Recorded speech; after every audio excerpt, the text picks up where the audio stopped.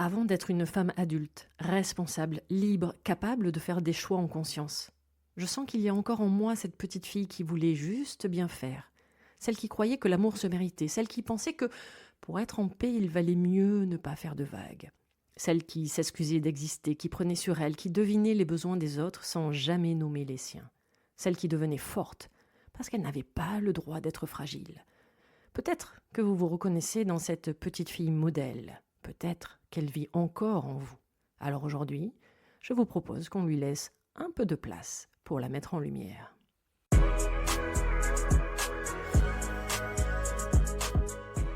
Bonjour et bienvenue sur le podcast Mise en Lumière Holistique, l'émission qui éclaire votre chemin intérieur vers le bien-être et la transformation. Je suis Véronique Thorezin, mentor spirituel et thérapeute holistique. Derrière chaque épisode se cache un peu de mon histoire, de mon parcours avec une maladie inflammatoire neurologique, une sclérose en plaques, de ma résilience, de mes découvertes et apprentissages personnels qui sont devenus aujourd'hui mon expertise en tant que thérapeute dans ce cheminement de spiritualité, de développement personnel, de guérison et surtout de connaissance de soi-même.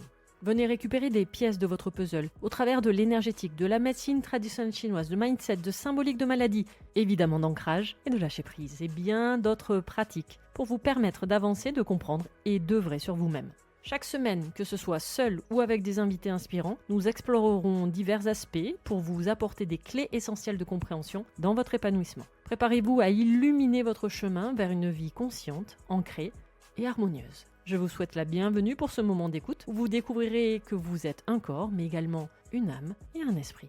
Préparez-vous à plonger dans une aventure transformative chaque semaine avec Mise en Lumière Holistique.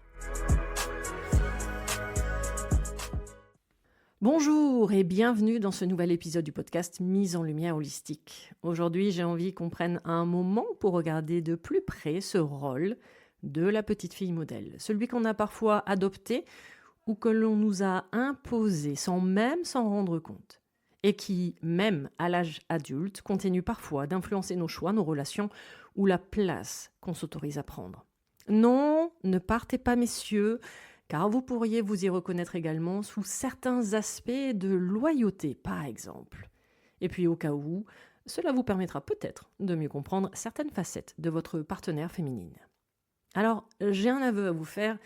Ce thème ne m'avait jamais traversé l'esprit. Je ne connaissais même pas ce sujet. Je suis peut-être même en train d'inventer un nouveau syndrome, une nouvelle case, mais après presque 2 ans d'accompagnement de conscience ancrage, c'est un sujet qui revient excessivement régulièrement, ou derrière le comportement de la femme. Quel que soit l'âge, oui, même à 50 ou 60 ans, derrière ces blocages, quels qu'ils soient, même derrière la maladie, il peut toujours y avoir le fameux syndrome de la petite fille modèle. Alors, je me suis même questionnée sur moi-même en allant voir ma mère, et qui m'a ri au nez en me disant « Toi, petite fille modèle, mais alors, jamais de la vie. Il n'y avait pas plus rebelle que toi. » Et j'avoue que cela m'a quand même bien rassurée, car c'était le souvenir que j'avais de moi enfant. Mais en étant en cours d'écriture de ce podcast, sincèrement, je ne m'interdis pas de me prendre 1 ou 2 claques, surtout quand il va être question de loyauté, ce qui est le cas un peu au travers de ma sclérose en plaques, puisque j'ai quand même fait comme maman. Mais justement, depuis 4 ans, on me place dans le rôle de l'adulte responsable qu'il doit faire des choix et même à l'encontre de ses propres parents. Mais qu'est-ce donc ce syndrome de la petite fille modèle ? Un masque. Une posture. Cette posture parfois invisible qu'on a adoptée pour s'adapter, pour faire plaisir, pour survivre, ou simplement pour ne pas ajouter de chaos à un environnement déjà fragile. Ce n'est pas toujours la petite fille sage et obéissante qu'on imagine. Vous savez, la fameuse plante verte posée dans un coin. Oui, parfois elle peut être discrète, mais elle peut aussi être forte et obligée de prendre ce rôle. Mais derrière cette posture, il y a souvent le même moteur, c'est-à-dire le besoin d'amour, de reconnaissance et de sécurité. Alors, la petite fille modèle, ce n'est pas juste celle qui a des couettes bien coiffées, une jupe lissée avec de jolis mocassins, un sourire figé et de bonnes notes à l'école. Ce n'est pas uniquement l'image de la gentille fille bien élevée qui ne dérange personne. Évidemment que c'est bien plus subtil que ça. La petite fille modèle, c'est une posture, un rôle qu'on endosse très tôt. Et j'ai déjà eu l'occasion de maintes et maintes fois de vous parler des masques avec les blessures de l'âme de l'enfant intérieur, de ces différents rôles et costumes que nous mettons selon les personnes et les situations. On nous l'impose, de la part de papa et maman, mais pas forcément, ou du moins pas de manière claire et verbalisée, mais parce qu'on l'a senti, ressenti, à un moment donné, et que c'était la meilleure façon à ce moment-là d'être aimé, accepté ou au moins toléré. Cette petite fille, c'est celle qui dit oui alors qu'elle pense non. C'est celle qui s'excuse d'avoir des besoins, parfois même qui s'excuse d'exister. C'est celle qui anticipe tout pour ne pas créer de tension ou de conflit, parce qu'elle déteste ça. Celle qui se fait toute petite quand les adultes sont tendus, et qui va déclencher des troubles alimentaires plus tard, car il faut qu'elle soit mince, pour prendre le moins de place possible. Celle qui devient adulte trop tôt, parce qu'il n'y avait pas la place pour son insouciance. Celle qui devient autonome à 7 ans, émotionnellement responsable de tout le monde, en s'oubliant totalement elle-même, car pas le temps. Mais parfois, cette petite fille modèle n'est pas si sage que ça en surface. Elle peut être drôle, forte et même rebelle. Mais à l'intérieur, elle reste celle qui ne veut pas décevoir, celle qui se tient bien droite, rigide, même quand elle a mal, celle qui veut protéger sa famille, son image ou l'ordre des choses. Blessure d'injustice, bonjour. Alors ouf, hein. Heureusement, celle-là, je ne l'ai pas. Et ce rôle de petite fille modèle, il faut bien comprendre qu'on peut le garder parfois très longtemps et peut-être même que vous l'avez toujours actuellement. On le promène dans nos relations personnelles, amoureuses, sexuelles, dans nos carrières, dans notre manière de nous occuper des autres, de ne pas dire quand ça ne va pas, ou pire, de ne pas savoir poser nos limites. Parce que ce rôle, il est devenu un réflexe de survie. Il nous a protégés à un moment. Mais aujourd'hui, il nous empêche souvent de respirer. Et je pourrais aller plus loin sur la symbolique de la respiration. Il nous empêche de nous sentir libres. Je vais évidemment développer beaucoup de points, mais déjà commencer à vous questionner.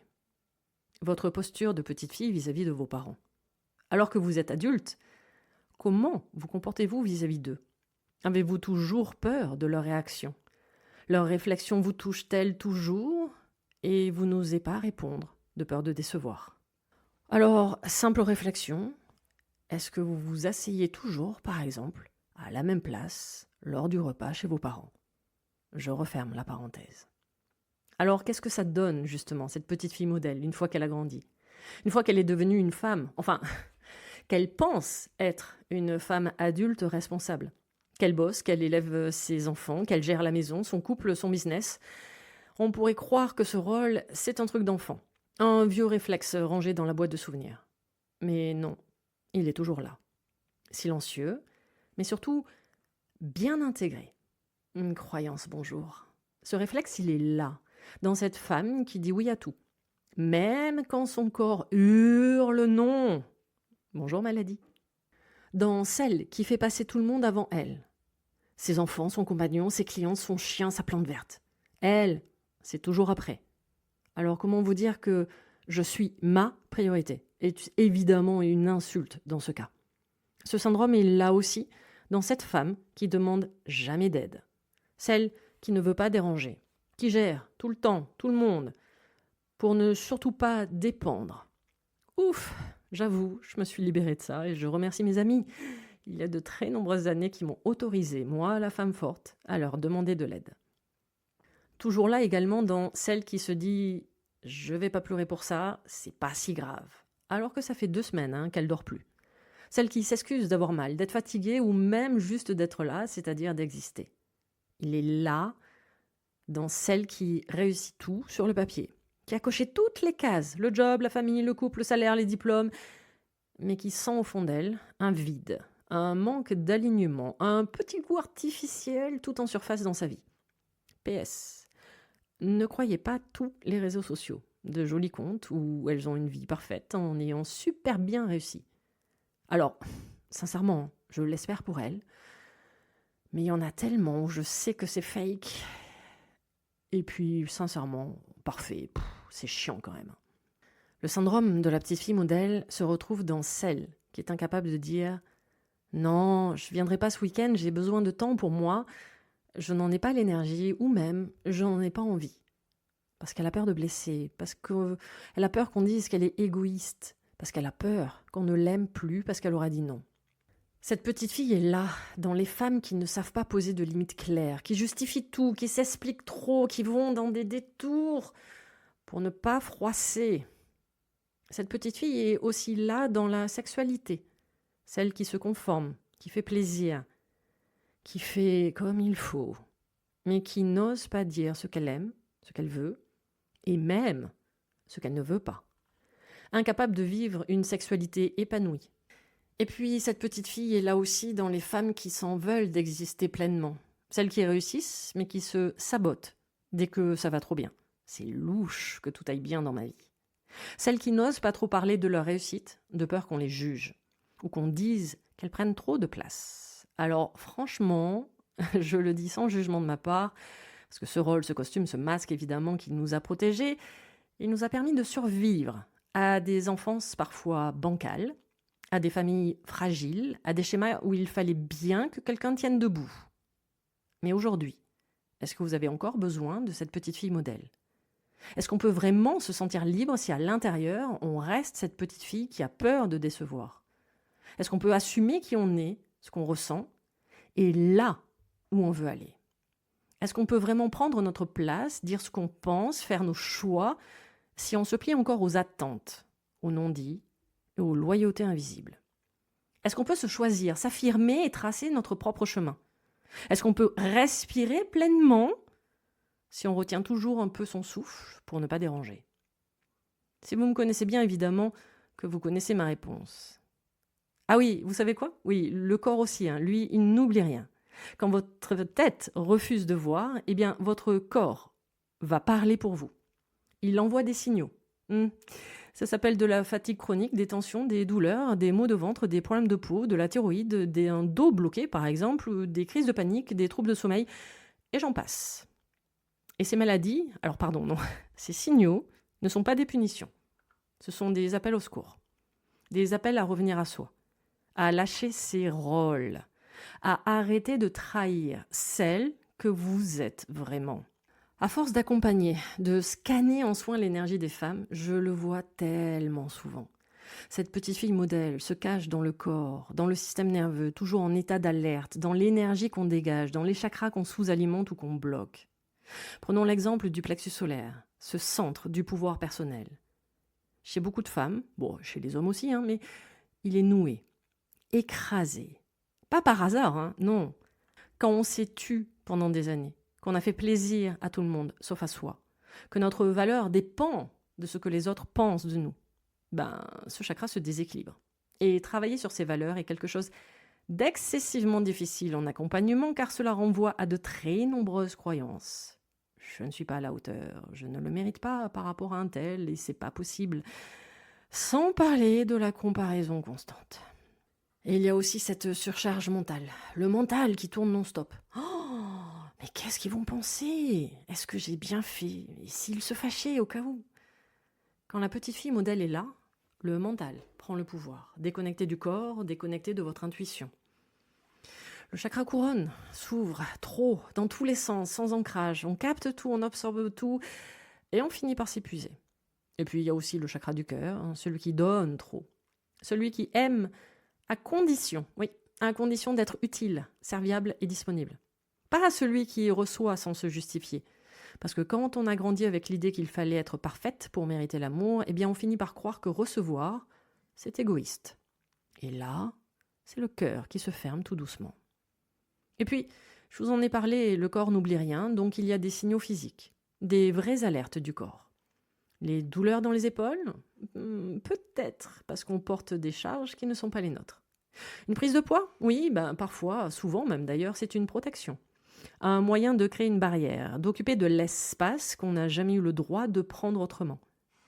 Des infections urinaires ou des problèmes gynécologiques à répétition ? Oui, ce sont des blocages dans la sphère intime, une difficulté à poser ses limites ou à dire stop. Des maladies chroniques, génétiques ou même auto-immunes, comme dans mon cas, une petite loyauté inconsciente, une forme de « je prends le relais, et je fais comme maman ». Oui, voilà, il fallait bien que je me le prenne celui-là. Dans cette petite fille modèle, ce n'est pas juste un âge ou une période de votre vie. C'est une énergie, qui est logée dans votre corps depuis 30, 40, 50 ou 60 ans. Et c'est cette énergie, tant qu'on ne la regarde pas, qui va se manifester en prenant vie dans vos blocages et votre maladie. Pas pour vous punir, hein. Non, la maladie n'est jamais là pour ça, mais au contraire, pour vous réveiller, vous dire stop, c'est plus possible. Ce rôle de petite fille modèle, il n'est pas tombé du ciel, tout comme les blocages ou la maladie d'ailleurs. On ne l'a pas choisi, on l'a construit, et très tôt dans certains cas, dans un contexte avec les moyens qu'on avait, et surtout avec ce que l'on voyait, ce que l'on ressentait et ce que l'on interprétait. La plupart du temps, cette posture naît de ce que j'appelle les blessures de l'âme de l'enfant intérieur. Vous avez d'ailleurs toujours à disposition un e-book gratuit avec un quiz pour déterminer votre ou vos blessures prépondérantes. Ces blessures, oui, elles sont subtiles. Et parfois, elles viennent de grands traumatismes, mais aussi juste de petits manques répétés, de silence, de regards absents, ou même de mots jamais entendus. Prenons par exemple la blessure de rejet. Je ne suis pas désirée telle que je suis. Alors, on apprend à se lisser, à s'adapter, à être comme il faut. On devient celle qu'on attend et pas celle qu'on est. La petite fille modèle ici, elle n'est pas dans le plaisir, elle est dans la stratégie de survie. Et en version adulte, eh bien, elle va tout faire pour éviter de déranger. Elle va se fondre dans le décor, se taire, ou devenir au contraire ultra performante pour ne jamais être mise à l'écart. Avec une blessure d'abandon, je ne compte pas vraiment. Alors elle devient indispensable, utile, présente à tout prix. Elle fait plaisir, elle s'efface, elle devine les besoins. Elle prend soin de tout le monde, sauf d'elle-même. Et en version adulte, elle a peur de la solitude. Elle supporte mal les silences dans le couple. Elle s'accroche à des relations qui ne la nourrissent plus. Alors, petite précision, mais il y a une différence entre aimer la solitude et aimer être seul. Et ce ne sont absolument pas la même chose du point de vue énergétique. Avec une version de la blessure d'humiliation, je suis trop. Je suis même sale et gênante. Et cette petite fille apprend à réduire son expression, sa sensualité, ses élans. Elle prend sur elle, elle garde pour elle. Elle développe souvent un rapport difficile au corps, à la nourriture et au plaisir. Et en version adulte, elle va s'excuser d'exister, d'avoir honte d'être vulnérable, de se censurer même dans l'intimité, ou alors dans ses phases de création. Du point de vue de la blessure d'injustice, le monde est dur, alors par conséquent, il faut être fort et surtout irréprochable. La petite fille ici devient ultra contrôlante, rigide, exigeante avec elle-même et avec les autres. Intransigeante même, c'est-à-dire que tout le monde doit aller dans son sens. Elle déteste les failles, elle ne pleure pas et elle tient bon. Eh bien, en version adulte, elle vise la perfection. Elle ne lâche rien, mais elle est souvent épuisée, parce qu'elle ne s'autorise jamais à simplement être humaine. Et finissons avec la blessure de trahison. Je ne peux faire confiance à personne. Alors cette petite fille devient indépendante, forte, mais aussi hyper vigilante. Elle se méfie, elle anticipe, elle tient les rênes. Elle ne montre pas ses failles. Et en version adulte, elle peut avoir du mal à déléguer, à lâcher, à s'abandonner dans une relation, même quand elle en rêve. Alors oui, évidemment, vous vous doutez bien que ces blessures ont créé des croyances. Ce sont souvent des phrases simples qu'on ne remet même plus en question dans notre quotidien d'adulte, tellement elles sont ancrées là, en arrière-plan, comme un bruit de fond. Des trucs comme « je dois être parfaite pour être aimée »,« je dois tout contrôler pour que tout aille bien ». Non, en fait, je ne mérite pas qu'on m'écoute. Et si je montre mes émotions, mon Dieu, je vais perdre l'amour. Je suis trop exigeante. Je dois me débrouiller seule. Je ne peux d'ailleurs que me débrouiller seule. Et je suis toujours celle qui doit faire des efforts. Et ces croyances, eh bien on les porte, on les incarne, même sans le vouloir. Elles guident nos choix. Elles influencent notre rapport au travail, au couple, à la maternité, à l'argent et à notre visibilité. Et le plus fou, c'est qu'on peut les reconnaître et sans s'en libérer tout de suite. Parfois, on se dit « oui, je sais que j'ai cette croyance », mais elle continue à agir malgré nous. Parce que ce n'est pas juste une phrase mentale, hein. Non, c'est une empreinte émotionnelle, une mémoire, avec un soupçon de loyauté invisible. À nos parents, à notre lignée, à une version passée de nous-mêmes qui a tenu comme elle a pu. Et là, je vous laisse écouter ou réécouter l'épisode 133 de Je ne veux pas guérir. Donc on pourrait croire que ce rôle de petite fille modèle appartient au passé. Mais en réalité, il infiltre toute notre vie d'adulte. Il s'immisce dans notre façon d'aimer, de travailler, de prendre soin de nous, ou pas. Et ce n'est pas toujours évident à voir, parce que ça se faufile partout. Dans la vie personnelle, par exemple, et bien souvent, la première conséquence, c'est l'incapacité à poser des limites sans culpabiliser. On dit oui, alors que l'on pense non. On continue à répondre aux textos, même quand on n'a plus d'énergie. On prend sur nous pour ne pas blesser, même quand on est à bout. Et il y a cette sensation de ne jamais en avoir assez. Même quand tout le monde te dit « Ah, tu assures !» Même quand tu es sur tous les fronts, il y a toujours cette petite voix qui te dit « Ouais, mais j'aurais pu mieux faire quand même, hein. Tu dois vraiment faire plus. » Comme si votre valeur dépendait uniquement de votre utilité.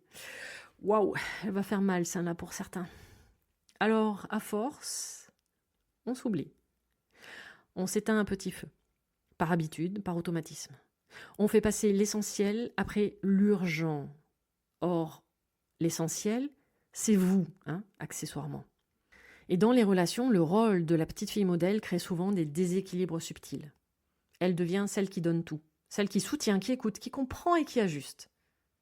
Mais alors, quand il s'agit de recevoir, que c'est inconfortable. On ne sait pas faire avec, ou alors même on vient culpabiliser. Parfois, on attend que l'autre devine, par l'opération du Saint-Esprit, que tout ce qu'on a besoin, sans jamais le dire clairement. Oui, là, par contre, ça désamorce beaucoup de bombes dans les couples. Apprenez à communiquer vos besoins. Et vous verrez, ça ira beaucoup mieux. Vous cherchez aussi la validation de l'autre, ses encouragements. Oh mon Dieu, mais qu'est-ce que tu es formidable, qu'est-ce que je ferais pas sans toi? Eh bien, ça, vous n'arrivez même pas à vous le donner à vous-même. Et puis, il y a toujours derrière cette peur du conflit. Alors, on ne dit même pas ce qu'on ressent, hein. Vous vous adaptez, vous minimisez. Mais au fond, on s'oublie un peu, beaucoup, passionnément, dans cette adaptation. Et quels sont les résultats sur votre santé émotionnelle et physique? Oui, qu'est-ce que ça donne, hein? Un stress chronique en toile de fond. Une fatigue émotionnelle qu'on banalise. Oui, c'est normal, je fais beaucoup. Mais non, en fait, ce n'est pas normal d'être épuisé de vivre. Alors le corps commence à somatiser, avec des troubles digestifs, des tensions musculaires, des migraines, des douleurs inexpliquées. Avec un mental en boucle, l'énergie descend. Et puis un jour, parfois, le corps dit stop. Sous forme de burn-out, d'une maladie, d'un vide intérieur qu'aucune réussite ne vient combler. Mais comment peut-on se libérer de ce rôle? Déjà, première chose, on ne sort pas de ce rôle à un claquement de doigts. Ce n'est pas un masque qu'on arrache, c'est un costume, ou plutôt une robe de princesse qu'on a portée pendant des années, et parfois toute une vie. Et alors, avant de la retirer, bien évidemment, on doit comprendre pourquoi on l'a mis, et surtout, pourquoi on l'a gardée une fois adulte. Et surtout, qui on va devenir une fois qu'on retire cette robe de princesse. Et ça, c'est vertigineux. Et je le constate en accompagnement, parce que ce rôle, il fait partie de notre identité, exactement comme la maladie. Il nous a donné une place, il nous a donné un sens. Mais aujourd'hui, la vraie question est, est-ce que j'ai encore envie d'y rester? Est-ce qu'il me protège ou au contraire, est-ce qu'il m'étouffe? Ça commence par observer les endroits où je joue encore ce rôle. Vous pouvez vous poser ces questions, c'est-à-dire que où est-ce que je dis oui alors que j'ai envie de dire non? Dans mes relations, est-ce que je me sens responsable du bien-être de l'autre? Ou encore mieux, dans quelles circonstances je suis responsable? Capable de faire des choix et prendre des décisions sans me positionner en tant que victime après. Qu'est-ce que je n'ose pas dire par peur de décevoir? Quelles sont les situations où je me sens trop ou pas assez? Et est-ce que j'ai besoin qu'on me trouve gentille, forte, parfaite pour me sentir aimée? Est-ce que j'attends encore l'approbation de mes parents, même à 40 ans passés? Alors, vous n'avez pas besoin d'avoir toutes les réponses. Mais le simple fait de mettre en lumière, déjà, là, ça vient bouger quelque chose. Derrière chaque comportement de petite fille modèle, il y a une croyance inconsciente qui s'active. Quand je m'oublie pour les autres, c'est souvent que je crois au fond de moi que mes besoins ne valent pas autant que ceux des autres. ou que je ne mérite pas de l'attention que si je me sacrifie un peu. Quand je n'ose pas poser mes limites, c'est peut-être que je crois que si je dis ce que je pense, je vais être rejetée, abandonnée et perdre l'amour de l'autre. Alors je me tais pour rester aimée. Quand j'évite à tout prix le conflit, c'est souvent parce que j'ai intégré que l'amour ne résiste pas à la confrontation. Alors je préfère lisser, arrondir, me taire. Même si je bouillonne à l'intérieur, maladie inflammatoire, bonjour. Et quand je me sens responsable de tout, dans la maison, dans la famille, dans le travail, c'est que j'ai intégré que c'était à moi de réparer, de porter et de tenir tout le système. Comme si je devais toujours compenser, arranger et équilibrer. Alors, déjà, ramenez de la sécurité dans votre corps. Parce que cette petite fille modèle, elle a agi pour se sentir en sécurité. Donc, on ne peut pas juste lui dire « Hey, allez hop, tu dégages hein. ». Non, non, évidemment, elle a besoin d'être rassurée. Et ça passe par la réparation du plan émotionnel. Personnellement, j'ai utilisé plusieurs techniques comme le nettoyage des mémoires cellulaires ou encore avec le 2e degré Reiki et l'exercice de l'enfant intérieur. J'explique toujours d'ailleurs l'intérêt de cet exercice qui devrait être au centre de toutes nos vies d'adultes pour réparer cet enfant, enfin cette petite fille modèle. Chose ultra hyper importante, choisir de réécrire son histoire. Ce rôle de petite fille, vous l'avez joué pour survivre. Mais aujourd'hui, le but est de se donner le droit d'écrire autre chose, en devenant une femme qui s'écoute, même si ça ne plaît pas. Une femme qui déçoit parfois, mais qui sait se respecter. Une femme qui dit non, et sans se justifier. Une femme qui n'a pas besoin d'être parfaite pour être aimée. Une femme libre, ancrée, vivante, avec des élans, des besoins, des contradictions, bref, une femme. Et la réécriture et le déformatage font partie intégrante de mes accompagnements, surtout avec Conscience Ancrage, où nous avons le temps, en 3 mois et parfois plus, d'approfondir, de voir toutes les situations et de les déprogrammer. Ce rôle de petite fille modèle, vous l'avez créé pour vous protéger, pour vous adapter, pour survivre à votre manière dans un monde qui, à l'époque, ne vous permettait peut-être pas d'être pleinement vous-même. Mais aujourd'hui, vous n'êtes plus cette petite fille. Aujourd'hui, vous avez le droit de dire non, le droit d'être fatiguée, imparfaite, spontanée, entière, le droit de ne pas plaire à tout le monde et surtout, vous avez le droit de vous choisir. Ce n'est pas toujours confortable, je vous l'accorde. Et je suis bien placée pour vous le dire. Mais quand on se libère du regard et de l'avis des autres, mais qu'est-ce que c'est libérateur! Alors oui, c'est un long chemin, un retour à vous et qui va prendre peut-être, sûrement, toute une vie. Et à chaque fois que ce rôle reviendra, oui, parce qu'il reviendra bien sûr, souvenez-vous, vous pouvez dire à cette petite fille en vous, je te vois, je t'écoute et maintenant je vais prendre soin de toi, mais autrement. Tu peux te reposer car j'ai grandi. Parce qu'au fond, tout commence là. Hein. Quand on arrête de jouer un rôle, eh bien, on commence enfin à vivre pleinement sa vie. Ce nouvel épisode très attendu, oui, je le sais, du podcast Mise en lumière holistique touche à sa fin. Je vous souhaite de retrouver la femme adulte, responsable que vous êtes, et de savourer pleinement votre liberté chaque jour un peu plus. On se retrouve la semaine prochaine, même jour, même heure, nouveau sujet. N'hésitez pas à vous inscrire à ma newsletter mensuelle pour recevoir des nouvelles énergétiques tous les mois dans la Vérolution. Et lors de votre inscription, récupérez gratuitement mon tout nouvel e-book sur le pouvoir du mental et ses croyances. Une plongée profonde pour comprendre l'impact de nos schémas de pensée et comment les transformer afin de retrouver plus de clarté et d'alignement dans votre vie. Retrouvez-moi aussi sur Instagram où je partage mon expertise au quotidien et également toutes mes prestations, mon accompagnement Conscience Ancrage sur 3 mois, les initiations Reiki en ligne ou en présentiel et même les soins audio-hypno-méditatifs sur mon site internet www.veroniquetoraisin.fr. Tous les liens pour me retrouver seront dans le descriptif de l'épisode. Vous pouvez écouter tous les autres épisodes sur les différentes plateformes d'écoute ainsi que sur ma chaîne YouTube. Et si cet épisode vous a plu, n'hésitez pas à vous abonner, commenter, noter et même partager le podcast Mise en lumière holistique. À nos prochaines écoutes, à vos prochaines prises de conscience, merveilleux moment à vous, à très vite pour un prochain épisode. Vous êtes un corps, une âme et un esprit et n'oubliez jamais, vous êtes précieux.